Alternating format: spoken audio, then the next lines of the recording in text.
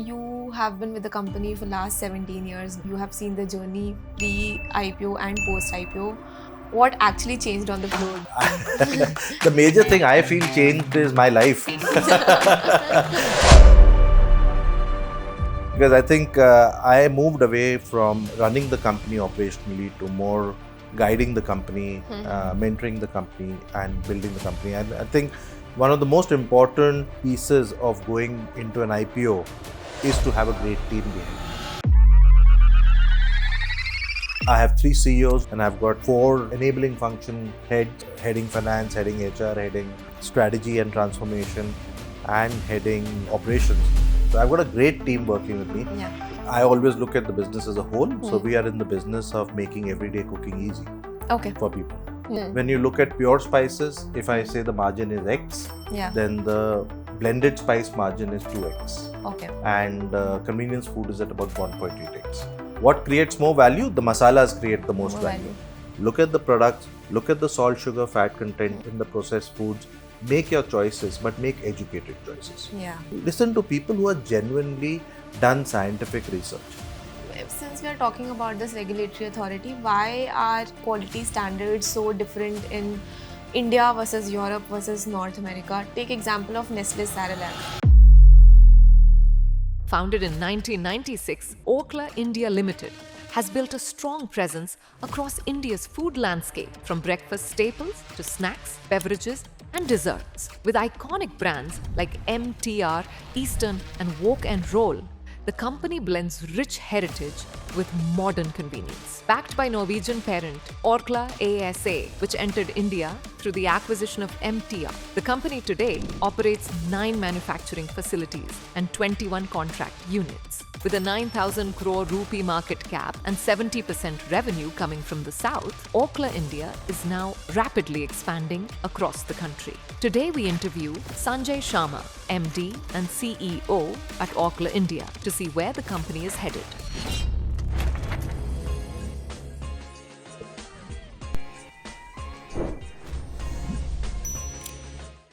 Hi everyone, today we are in Bangalore. The company that we are interviewing today is super interesting. Why? Because we all use/see their products every day, consciously or unconsciously, be it in your grocery local store or you adding the product in your cart in quick commerce just because your family is craving South Indian food. You might have guessed it right. We are with MTR Food. It is owned by Orkla India Ltd, a 9,000 crore market cap company. We have with us Sanjay Sharma, MD and CEO at Orkla India, to discuss everything about his journey, the company, and the sector. Thank you for joining us today, sir. Thanks, Anshul, for having us over. Sir, we would like to start with your journey first. Tell us everything. Oh. How did you start your journey? You have been with the company when the company went for IPO. So how has it been for you?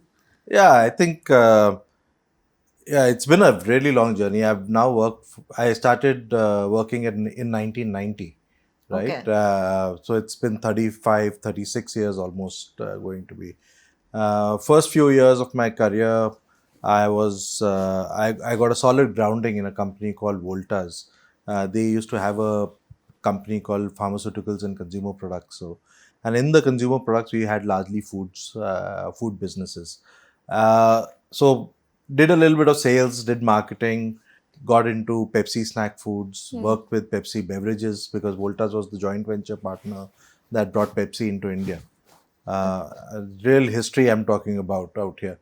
From there, I moved on to Colgate, and I'd worked 4 years with Voltas by that time, another 4 years with Colgate. That was the only 4 years I've spent outside of foods. So out of the 35 years, almost 36 years now, 32 years I've been in the foods business. Okay. And then I think my passion for foods called me back. I moved to Delhi, I joined Dabur. Dabur had just started off its foods business. It was about 6 crores when I joined. We worked with them for about 9.5 years. Left Dabur when the business was 250 crores, making money. A lot of people believed in those days that food businesses will not make money. Yeah. And it was really a very satisfying moment to be a market leading brand in fruit juices. We pioneered that category. To have other brands like homemade cooking paste and other things all that I see are doing extremely well now. It's a very strong business there. So after building it to about 250 crores, I had left. I worked very closely with Amit Burman at that point of time, building that entire business. Uh, from there, I went to the Middle East for about 11 months. Oh. Something took me there. I don't know what, but went out there, quickly realized that this is not going to be the career I want. Was lucky to get picked up by Orkla to run MTR. So it was in 2009, it was 1.5 years after Orkla had acquired MTR, Okay. that I joined as CEO of MTR.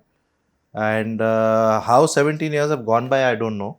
Okay. It's been an absolutely marvelous 17 years. Fantastic journey, building the brand, building the business, building the team out here. And then we did the second acquisition, but the first major acquisition of Eastern. More, I would call it more like a partnership, because the Meeran brothers sold 67% to us. Okay. 34% when we merged, we gave them about a 9.99% share. So that was a partnership. We integrated the company.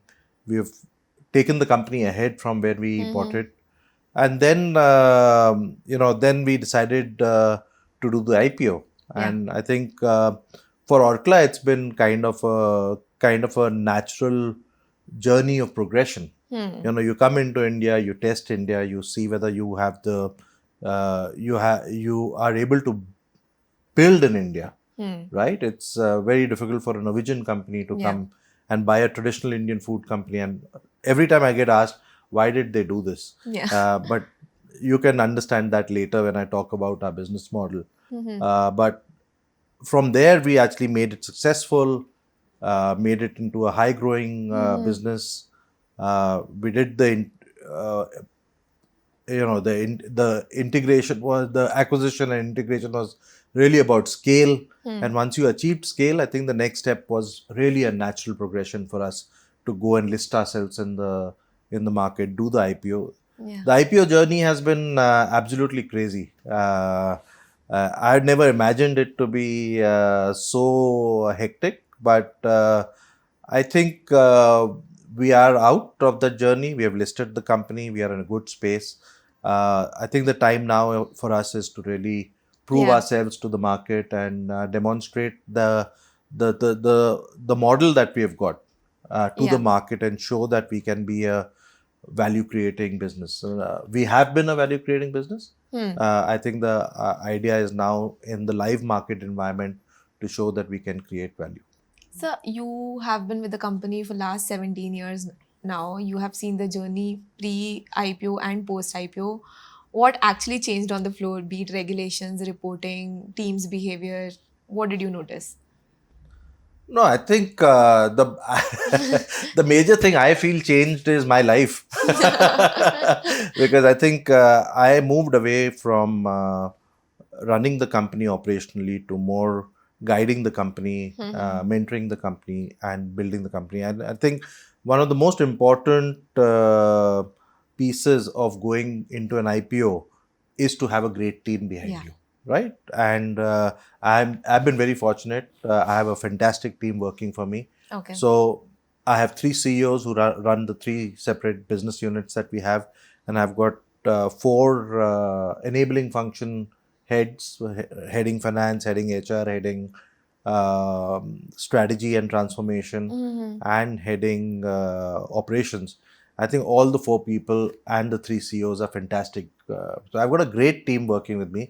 That enabled me to be able to step away from the business in some manner. Of course, I do actively govern the business, guide the business, but today a lot of my work is about taking care of investor interests and ensuring that we continue to build, and we have a robust strategy behind us, and continue to build ourselves. That's great. So we have always heard a team can make or break the company. Correct. That's absolutely true. So coming to your business now, if I were to describe your business in a nutshell, I would divide it into two segments. One is your spices segment, where you get 70% of your revenues, and one is your convenience food segment. Correct.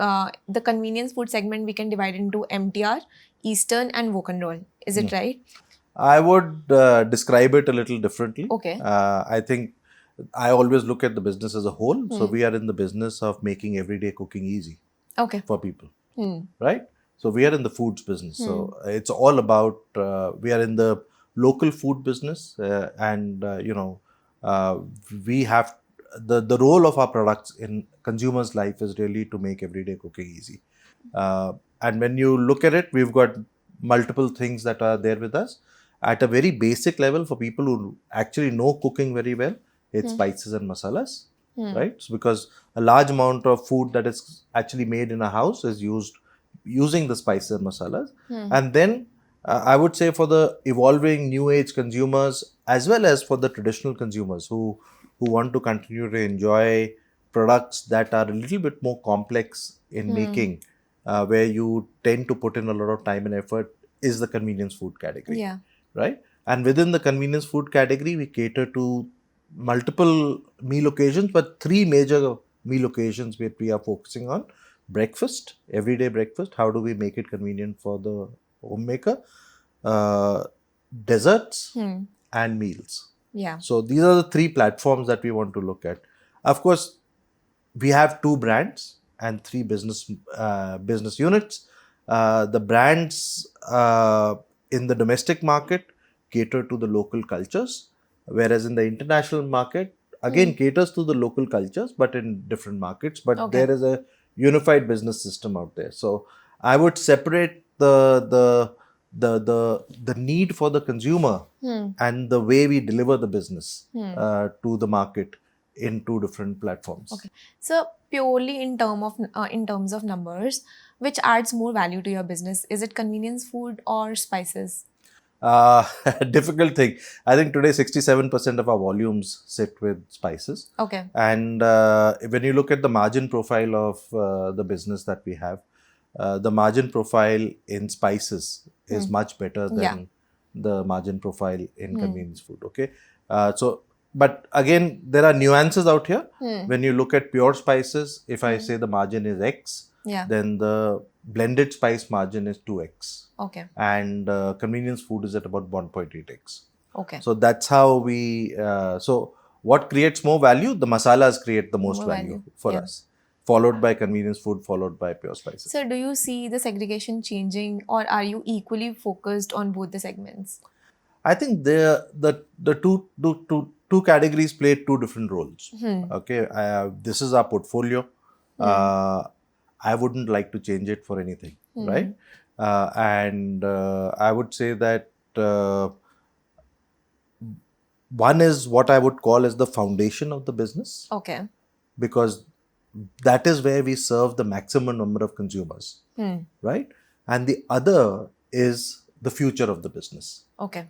So, because, in India, I think the profile of the target audience is changing as we move ahead, okay? I come from a different generation now. Yeah. I was the core of the market at one point of time.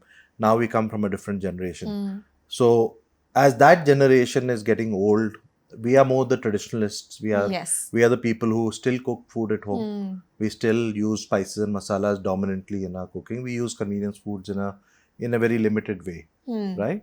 The next generation, which is my daughters, and you can call it the millennials and the Gen Zs and the Gen Alpha, which is going to come, they are a completely different generation. They are not, I remember that my mother and my wife were a little bit more conservative about using packaged food. Yeah.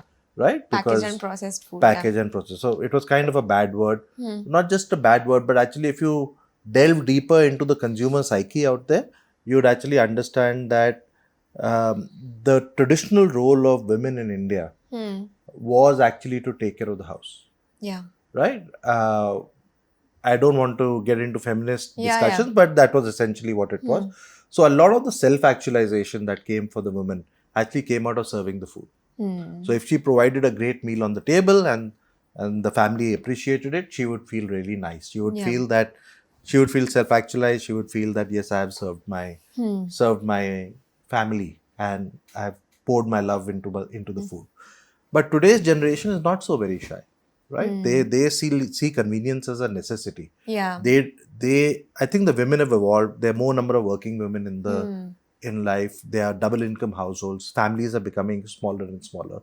So the role of food and the role of the women therefore is changing.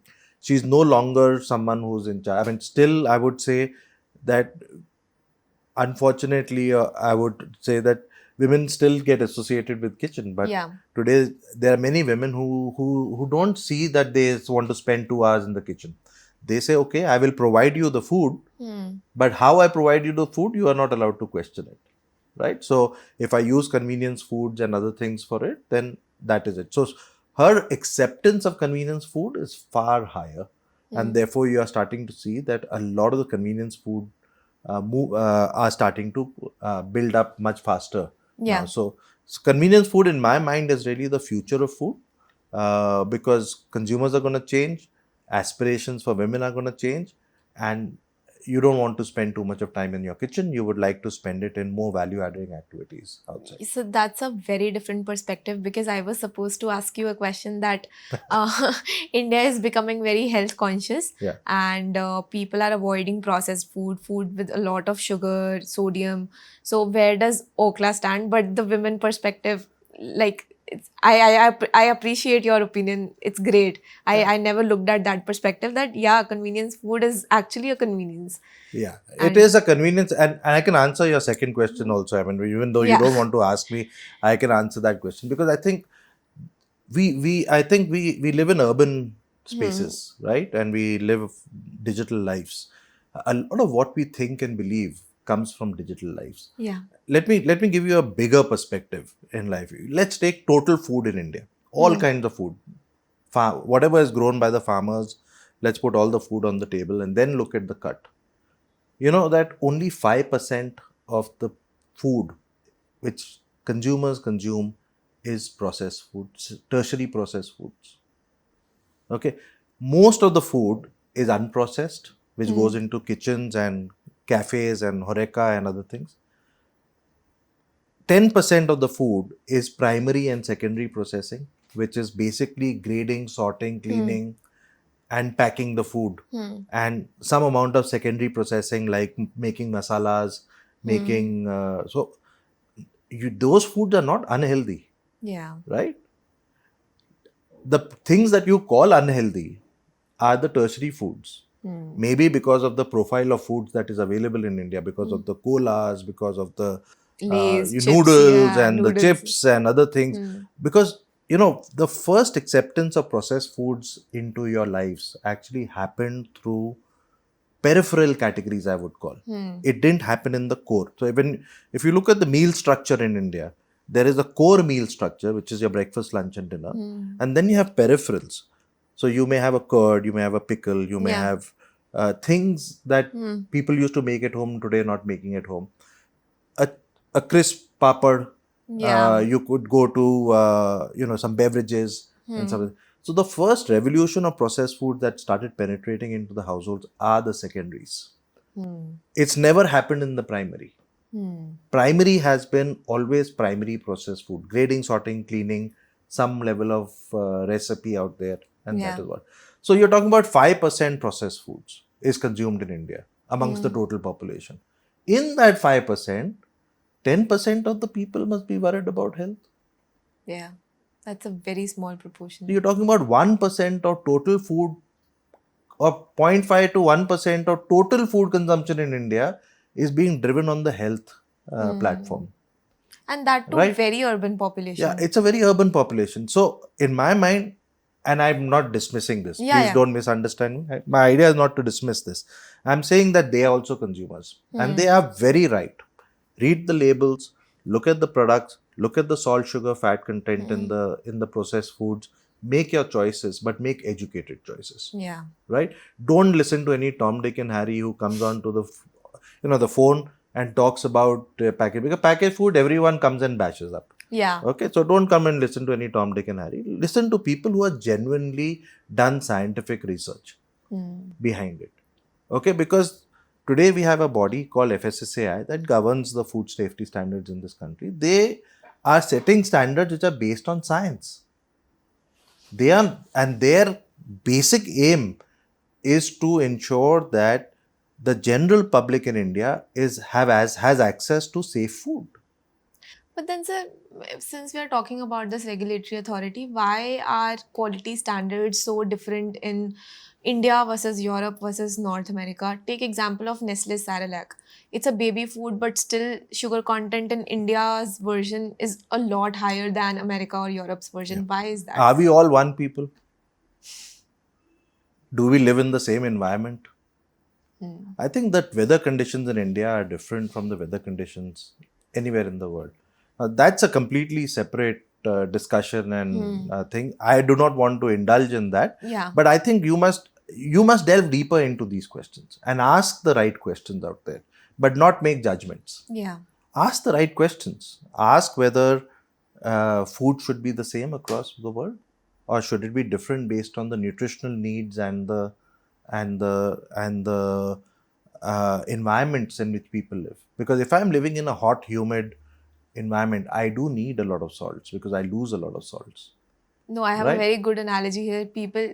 Females of my age want Korean skincare, but there's a dermatologist who said that's their ethnicity. In India, you can't achieve that. So, Yeah, it's your DNA. I mean, Yeah. there's so much more than just nutrition that impacts health. Okay. So Yeah. I think get the right data on the table. Yeah. Ask the right questions. And I think those are the conversations that you need to have, rather than jumping to conclusions based on half-baked data. And I think sometimes that happens a lot. Yeah. 99% of the times, not sometimes. Yeah. So, sir, coming down to your actual business now, Yeah. would you break down your supply chain or value chain in the easiest possible manner, like from farms to shelves to finally on the plate? What is the process that the company goes through? कैसे होता है सब in detail? Okay. That's a fairly long process. But let me just start by telling you that 95% of whatever we buy and we use in our products is bought from India. Okay. Only 5% import dependence is there. Okay.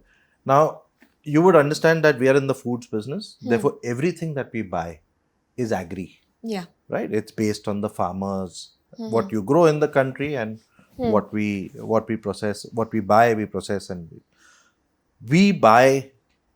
Most agri products Okay. are sold under government supervision through mandis. Okay. Okay. So far, that corporate farming piece has not yet come alive. Of course, you can tie up with farmers from a corporate perspective, but you have to sell at mandi rates.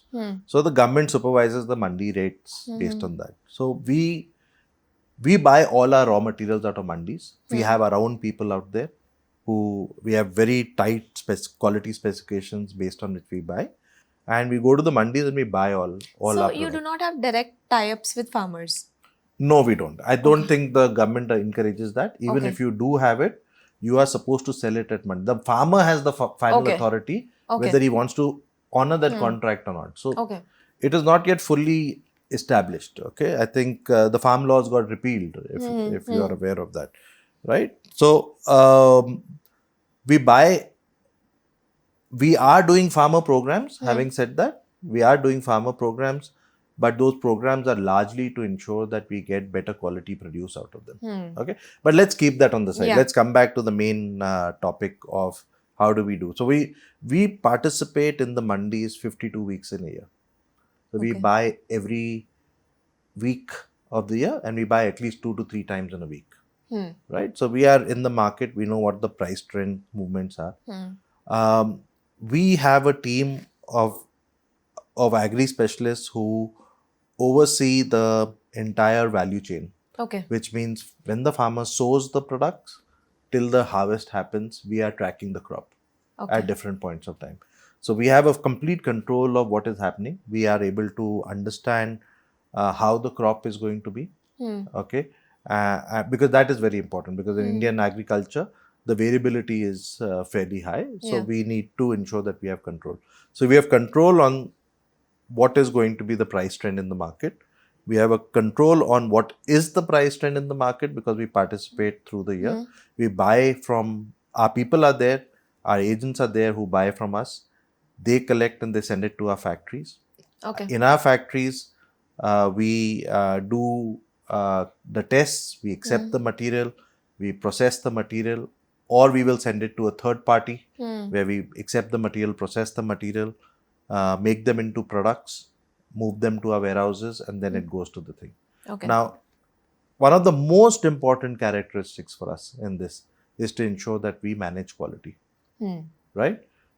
We do anything between 350 to 400 parameters that are actually tested before we send you food into your house. And that is the level of quality specifications that we actually maintain. So everything from farm to fork to your house, whatever reaches. We do testing of our products when they are in the retail market also. So Okay. we have a quality team that will go to different markets, pick up our own products, different samples, Okay. let's say after 2-3 months, and say, okay, how are they behaving in the market? Is the quality standard still up to our specifications? So that is the real value chain that we work with, and that's how we buy. So, as you said, your all your spices or whatever you do is very agri dependent, and Yeah. Indian weather patterns have been very erratic for quite some time now. So, the team is who hedges the risk, right? Yeah. Tracking the crop regularly. Be I it think you can't hedge a risk. Okay, it's in this market. It's very difficult to say that you will hedge a risk because I think the approach that you need to take with agriculture is that you got to manage the risk. Okay, you got to manage the volatility. Volatility will be there. Yeah. But we have to learn how to manage it. How do we manage it? I think we manage it. We use I think 2-3 parameters to manage it. Okay. I think the first and foremost thing that we use, besides the system that we have, we use to manage the risk is the fact that we don't buy one variety. We buy multiple varieties. So let's take chili. I will buy 9 to 10 varieties of chili. Okay. Okay, different qualities of chili. Some of the varieties that we buy are quality varieties, which drive quality. Now, what is quality in chili?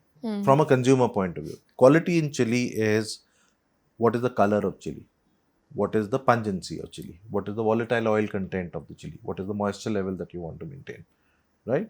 So, you know that there are different kinds of chilies, right? One is chili which is spicy. There are two roles of chili. One chili gives you spiciness. The other Kashmiri chili gives you color. Yes. So we buy based on those specs, right? But we buy different kinds. So there's a quality variety that we will buy. We buy that only during season, and whatever the price is, we buy it. Okay. Okay.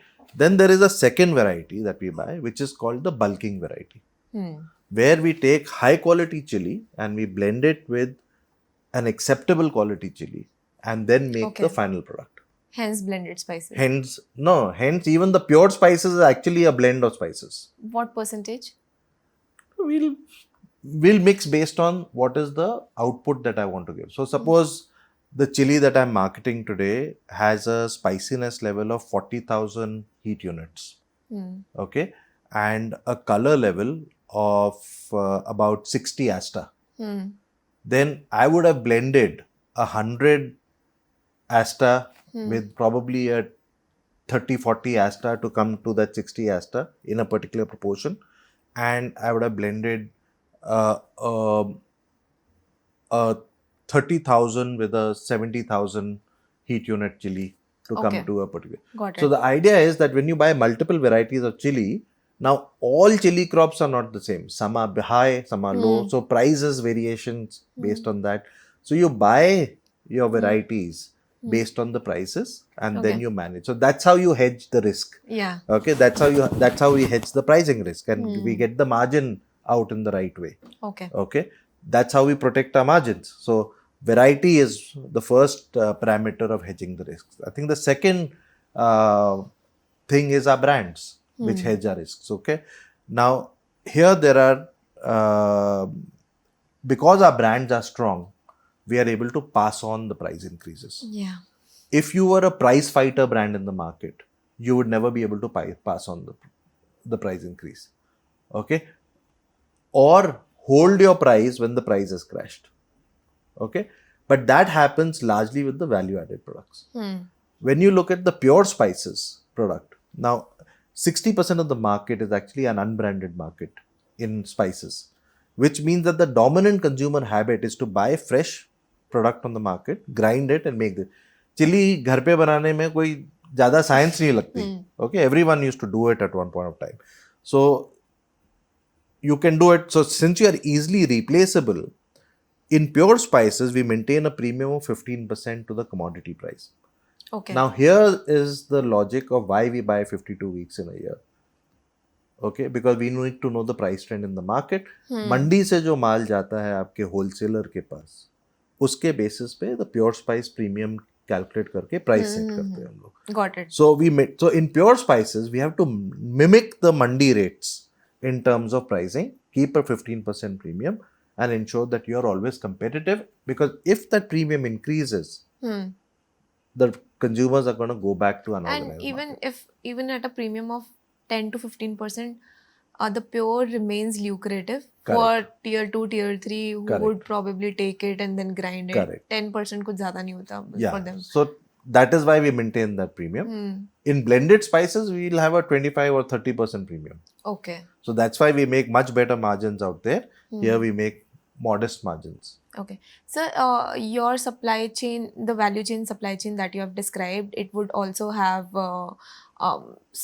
contract manufacturing / your own manufacturing. Correct. As a part, right? If I talk about the current scenario, you have 8 own manufacturing facilities and 21 contract manufacturing. And you have been expanding continuously in the contract, in your own division. Why is that when your own capacity utilization is just 46%? Okay. See, first, between own and contract manufacturing, I think that's a choice that we do based on the type of products that we want to make. Okay. So, high value added products where we have recipe proprietorship, we need that confidentiality to be maintained.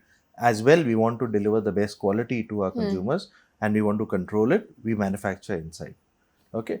The second is जो non value added product, जो commodity products होते हैं जैसे plain chilli और ये सब हुआ, you need we outsource those products because उसमें देयर इज नो साइंस और confidentiality. What we need is a good cost of manufacturing and therefore you outsource that product. The other benefit of outsourcing the product is we are outsourcing the product to the mandis and to the places where we grow the product. So we buy the produce at the mandis and we process it and pack it near the mandis. So जो supply chain cost होती है, जो freight की cost होती है, वो बहुत कम हो जाती है. Okay. So like if you were to transport a chili, raw chili, and in an 8 metric ton truck, when you load it, you'll actually just be able to load about 5 to 6 metric tons. So you're not efficiently utilizing the capacity of the truck, because the capacity of the truck is not volume, it's actually weight. Yeah. Right? But when you process it into powders and then you put it into a truck, then in an 8 metric ton truck, you're loading 8 metric tons. So your freight is more efficient.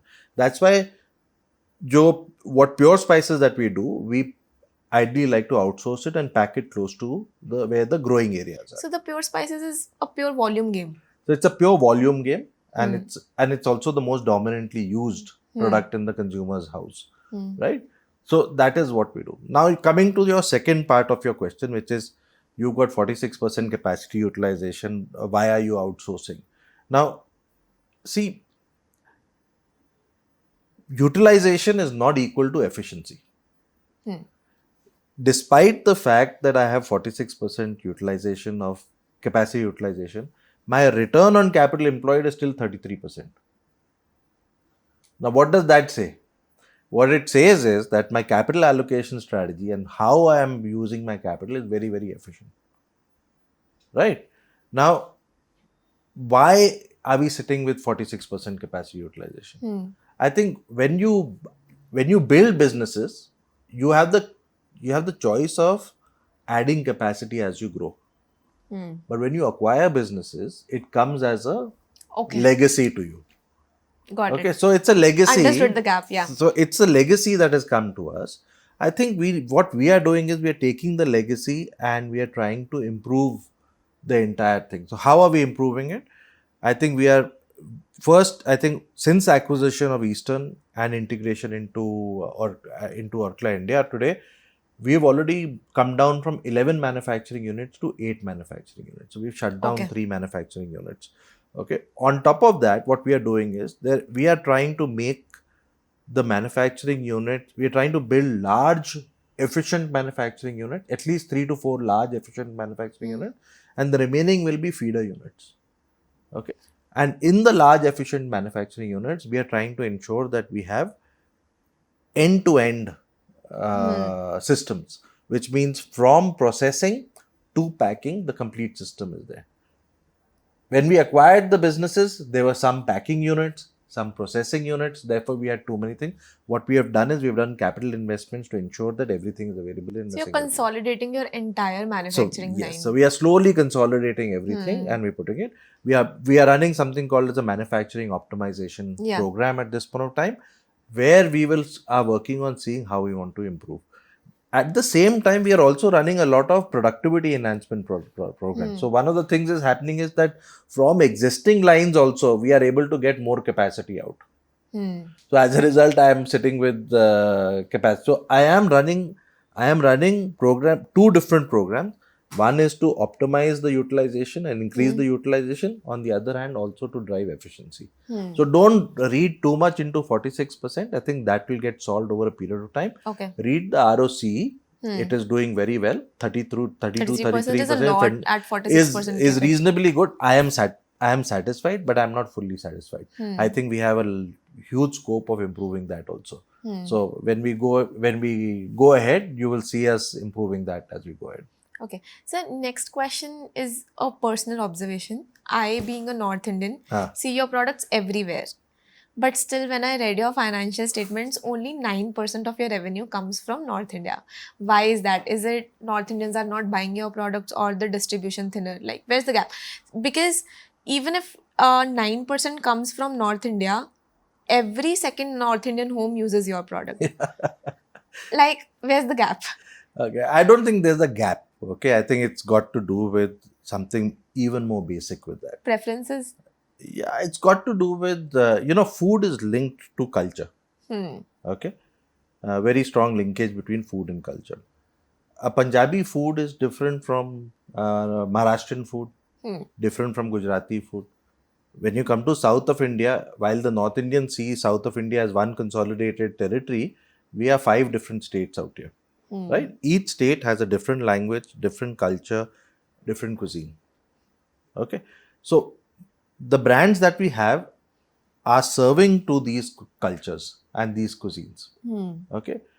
And our entire model is, so when we look at India, we don't see one country. What we see is 29 or 30 different markets.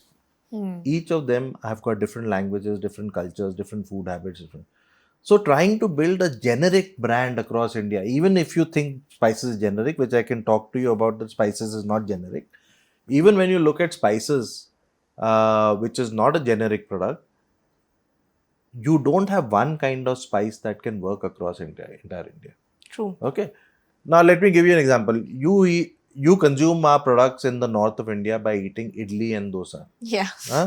Or you eat, but that is not South Indian cuisine, right? That is just tiffin in South. It's breakfast in South. The main meal in South is sambar and rasam, right?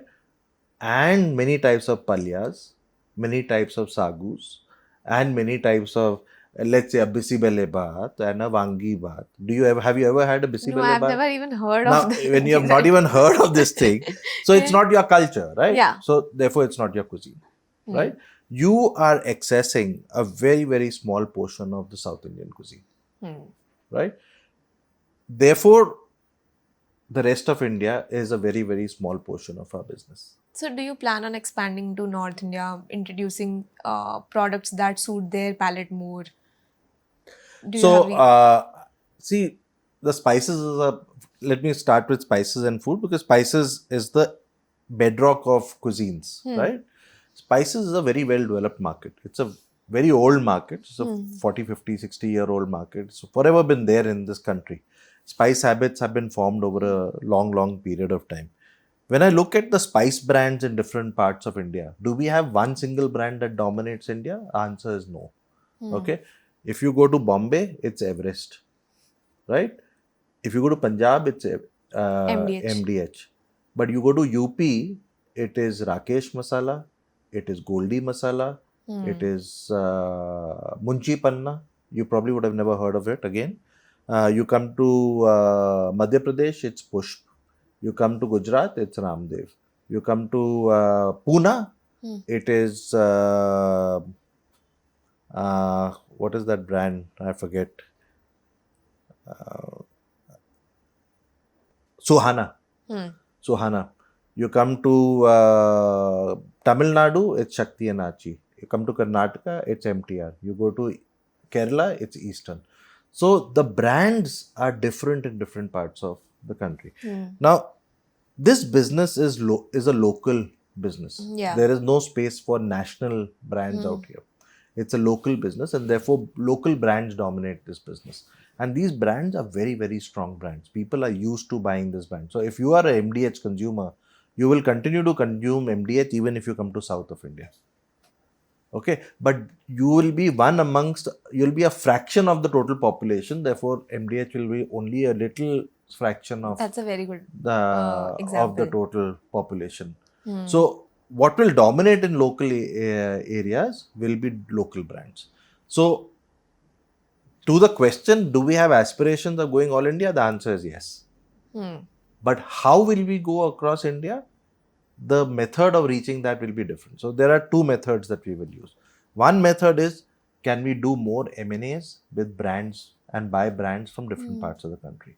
Okay, that is one route. Classic MTR and Eastern play. Yeah, that's a classic MTR Eastern play. We entered the country through an acquisition. We bought Eastern and we went from Karnataka to Kerala. We've also we are in AP also. Okay, so we'll continue to add brands, and that is one of the reasons why we listed the company as well. The second way to go all India is going to be, it was an opportunity that was not there in the past, but has emanated in the last 3 to 4 years, which is the emergence of digital commerce and digital. Quick commerce. Now, you have about 5% of India's population, about 5 crore individuals who are buying on the digital commerce platforms, right? These people have got money. They do not get impacted by inflation. They want world-class products. So what we have started to do is two things. One, take South Indian products into North. So idli, dosa, sambar. Yeah. We have the right to win in that. So we take those products into all. We're already there. But now with digital commerce, we will actively push that strategy ahead. The second is we've launched idli and dosa batter. We are now expanding that business, right? Okay. The third is we've launched something called as Prakriti. Now, Prakriti are single origin spices, which is the best quality spice that you can get in this country. Okay. So we've launched Byadgi chili, which comes from a very specific region of Byadgi, which is Kashmiri chili, by the way, which is in Karnataka. So we've got the best quality Byadgi chili, which gives color. We've got Guntur chili, again coming from a very specific region with high level of spiciness. We've got Kumbhraj coriander. It's a green color coriander. Now, here I want to ask you a question. Go to your kitchen, open the spice box and look at your coriander. What color is the coriander? Very, very light green. Not at all. It's brown. Okay. Because the green coriander comes from Kumbhraj. Oh. So you will never get a green coriander. You will get a brown coriander. And I would like you to double check that when you go back. But that is a fact. Okay. And finally, we have launched turmeric from Araku Valley in Andhra Pradesh, which is again a very high curcumin content turmeric, and a very high fragrant turmeric. So we are launching single origin turmeric spices, which actually we are trying to take across India, largely through the digital And platform. value added category only, Yeah, Prakriti. and High margins. we will take convenience food categories more across India. So these are going to be 2-3 platforms that we are going to use to build ourselves as we go ahead. And how are you faring at quick commerce, especially in tier 1? So quick commerce is doing very well for us. We are Okay. today getting about 9.5% of our sales from it. Oh, that's a And lot. I think last quarter we declared that and essentially I think this year we've been growing at upwards of 40% Okay. in terms of growth. So it's doing very well. But having said that, I don't think we know quick commerce as well as what we would like it. So we are working on improving the competence within our company about on quick commerce as we go ahead. So in quick commerce, just a general question, so if I have two options, I have two options, either I can go to a small shop and buy a spice, or I can order it on Zepto, Blinkit, Instamart, okay? But oftentimes, the price that I am getting at Zepto, Blinkit is cheaper than what I am getting at the store, because stores sell at MRP. Why is that? Do do these platforms decide what price to list on, or the authority lies with you? Um, I think it's jointly done. Okay. Mostly India works on a MRP regimen. Yeah. So MRPs are always Yes. published. Then it depends upon the company to give a discount on that or not. And different companies will behave differently. I am a little surprised that you're getting it cheaper than the It market. always It is. always is. So maybe it's largely on account of the discount structures that are given. We have a community of 400 people, hardcore RAs from family offices and all, who track your companies or who might be interested in investing in your company. So I got a question from there. Before the IPO, Orkla took out 600 crore dividend from the company, Yeah. which is nearly 2.5x your annual profit. Why was that done right before the public listing? Yeah, I think that's a question we've got when we did the IPO rounds as well. So I think you have to understand that when we did the IPO, we were already in this market for 20 years, right? Or let's say 19, 20 years. In those 19, 20 years, Orkla had not taken even 1 rupee of dividend out of this country. You can check our history. We've never taken a single piece of money out of it. This has been a cash generating company from day one. Okay. Okay, so we've been generating cash and not given a single piece of dividend out. When we came to the listing, I think we were looking at our books and balance sheets and trying to see how best. We had close to 1,000 crores of cash sitting with us. We were advised by bankers and we also looked at it and said that for the cash which is sitting in the balance sheet, you would never get a better valuation because of that. Yeah. Right? So to balance the balance sheet and make it more Fair. financially strong, we decided to give the 600 crore dividend out to the owners who had invested and backed this business for the last 18-19 years. And I think it's a fair thing to do. Yeah. The good thing to do out there was also the fact that we have not taken the entire 1,000 crores out. We've only taken 600 crores out. The remaining 400 crores we've left in the company to ensure that the company has adequate cash for any growth initiatives in the short term that it may have. Okay, we continue to generate about 300 to 400 crores of cash every year. We know that by 31st of March, which now has gone by, and I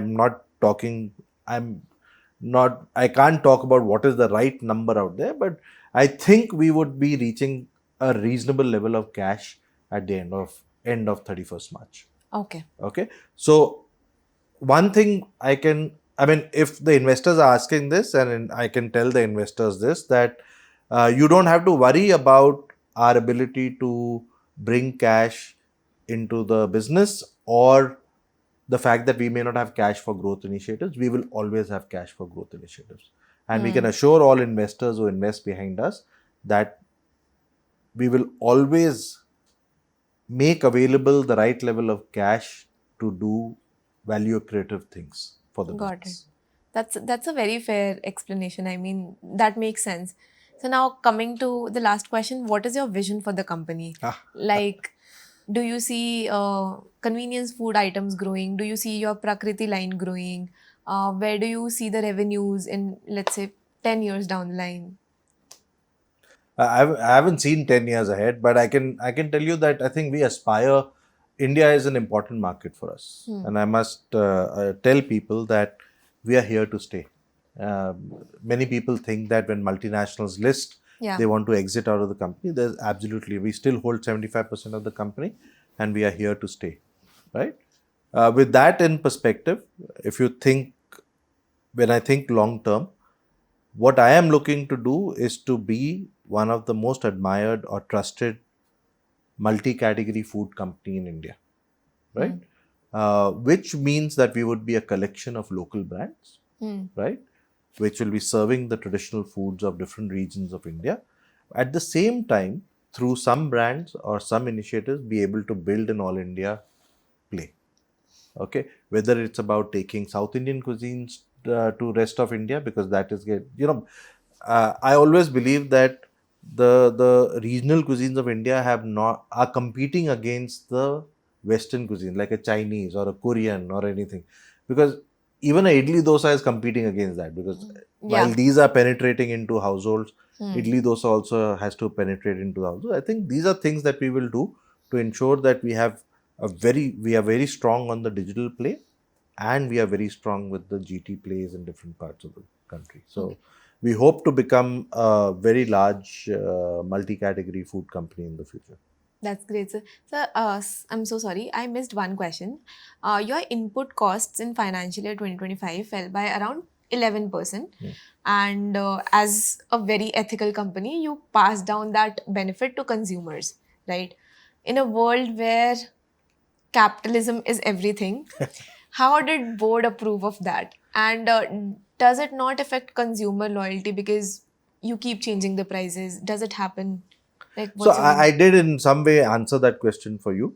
If you go back and think about, as I told you, that there are two segments in spices. There's the pure spice and the masala price. Masalas is a recipe. It's a more value-added play. Pure spices mimics the commodity. Yeah. So it's not about ethics. It's also about business, right? It's about ensuring that the price premium that you have relative to the commodity remains at about 10 to 15%. So when the commodity prices dropped by 10%, we had to drop our prices as well. Okay. So the band remains the so same. the band remains the same. Our thinking and our explanation to the board was very clear at that point of time.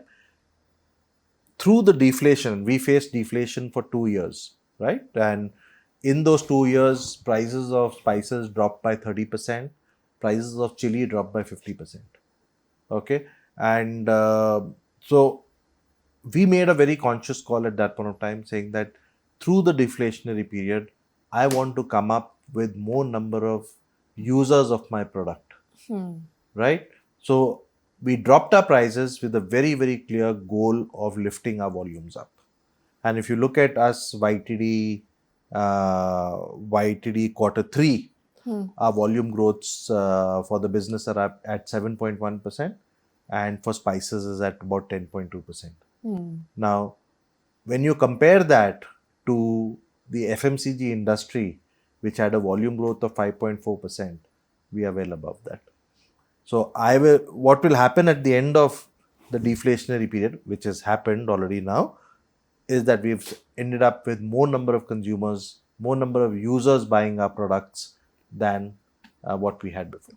And so, what are your plans internationally? Are you expanding to other countries? Are you introducing the flavors suitable for localized palate? Yeah, so I think our plan internationally is, as you're aware, we are there in 45 countries, but GCC contributes substantially to Yeah. our business, as well as US, and so we are focused on these three markets.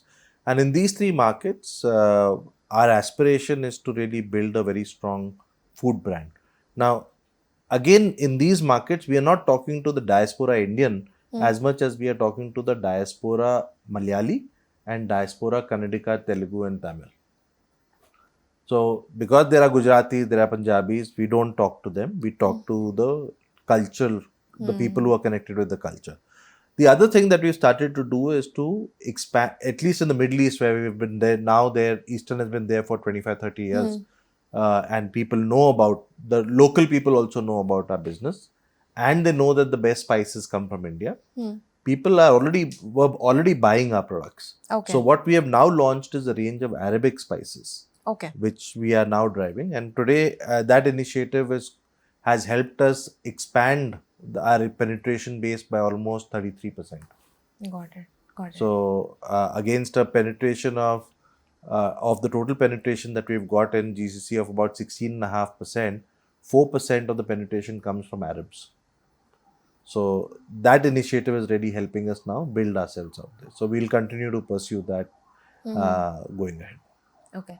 So one last question. Do you have any suggestions for young entrepreneurs who want to start their own journey? Because you have been so successful in your life. You've been working with one company for last 17 years. So any advice, any suggestions? I'm not sure I can give advice to entrepreneurs, but I can only tell young people one thing, and at least the way, and that's my way of working. Always put the company before yourself. Yeah. Okay, don't try and become rich overnight. Don't aspire to get money. Money comes to you later. Aspire to do good to your company. That's great, sir. That's great.